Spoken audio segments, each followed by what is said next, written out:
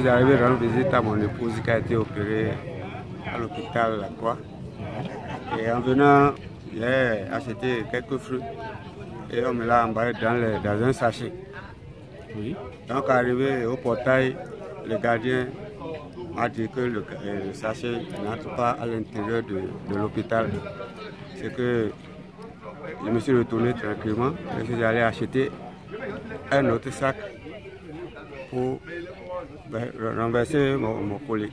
Ça fait un peu plus de 3 ans que les responsables de l'hôpital confessionnel La Croix de Zinviers ont interdit à leurs usagers et à leur personnel l'introduction du sachet plastique dans l'enceinte de l'hôpital. La vision qui sous-tend cette mesure fait de cet hôpital un cadre de bien-être et de restauration de la personne malade. Quand on fait un tour dans la ville de Cotonou, le spectacle qu'on voit parfois est assez désolant. Je revois un tout petit peu nos 3 ponts avec l'accumulation des déchets qui semble rendre la ville de Cotonou une des villes les plus polluées au monde. Alors, l'interpellation est venue au fait de là. Parce que notre hôpital, vous savez, les moyens de transport habituels que nos populations utilisent, étant donné aussi que les sachets ne coûtent pas grand-chose, c'est bien facile de prendre, s'acheter un sachet, mettre de quoi manger ou bien son habit dedans et venir à l'hôpital. Après, jeter par là, par-ci, par-là. Et ce spectacle un peu désolant a réveillé notre attention. On s'est dit, que faire pour améliorer la qualité de vie et l'assainissement du centre. Et c'est comme ça qu'avec mes confrères, on a décidé de rendre propre le centre. Et pour effectivement avoir cet impact-là, il fallait commencer par voir comment éviter les sachets à l'interne. Parce que dans nos pharmacies, nous aussi, nous utilisions des sachets plastiques pour vendre les médicaments. La règle, tous les usagers la connaissent. Le filtrage est systématique à l'entrée de l'hôpital. Donc tu vois, malgré que tu as parlé de sachets, il y a encore sachet dans ton truc. La mesure connaît tout de même quelques résistances, mais en amont, les amendes infligées aux contrevenants permettent de garder l'esprit de la loi dans les habitudes.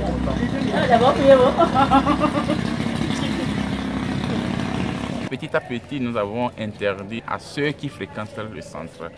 Et dans ce sens, on a sensibilisé aussi les femmes qui sont devant l'hôpital et qui vendent à manger aux gens. Et ça n'a pas été aussi facile parce que elles voyaient un tout petit peu leur business amoindri.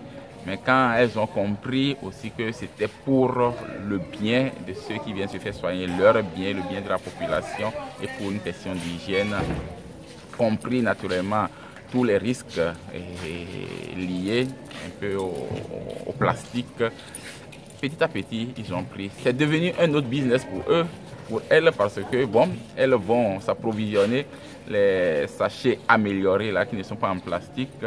Et voilà, elles sont rentrées aussi dans la logique. Et ce sont elles qui sont devenues pratiquement les promotrices de cette action commune que nous sommes en train de faire. Il suffit qu'elles voient venir quelqu'un de l'extérieur avec un sachet de « Ah, on ne rentre pas à l'hôpital avec le sachet ». Je n'ai pas de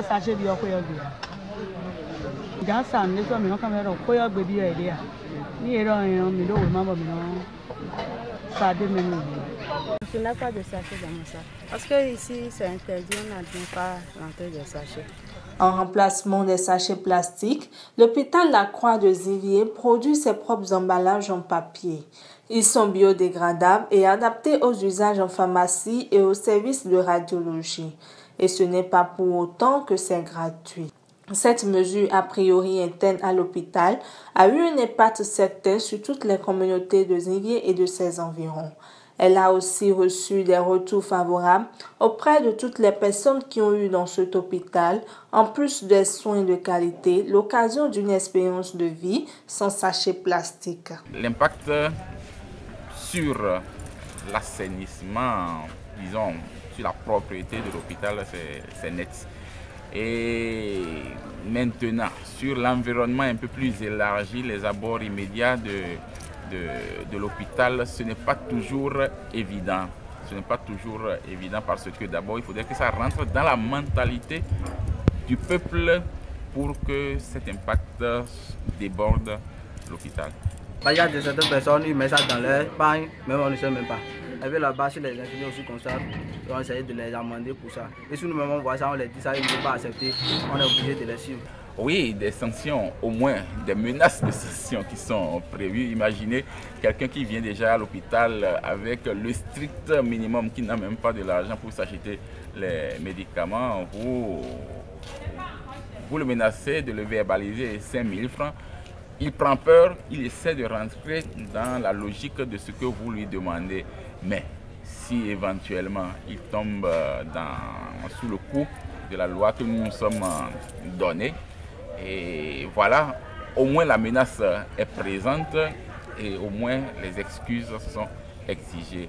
Et on les menace de payer 5 000 francs au cas où ils violeraient la loi. Et cela, c'est déjà un déterrant pour éviter que les gens n'aillent à l'encontre de nos exigences. Voilà. Je pense qu'il faudra une action synergique et un peu plus élargie pour que la question soit résolue. Et je suis heureux de savoir que le gouvernement est en train de travailler dans le sens de l'interdiction totale dans notre pays.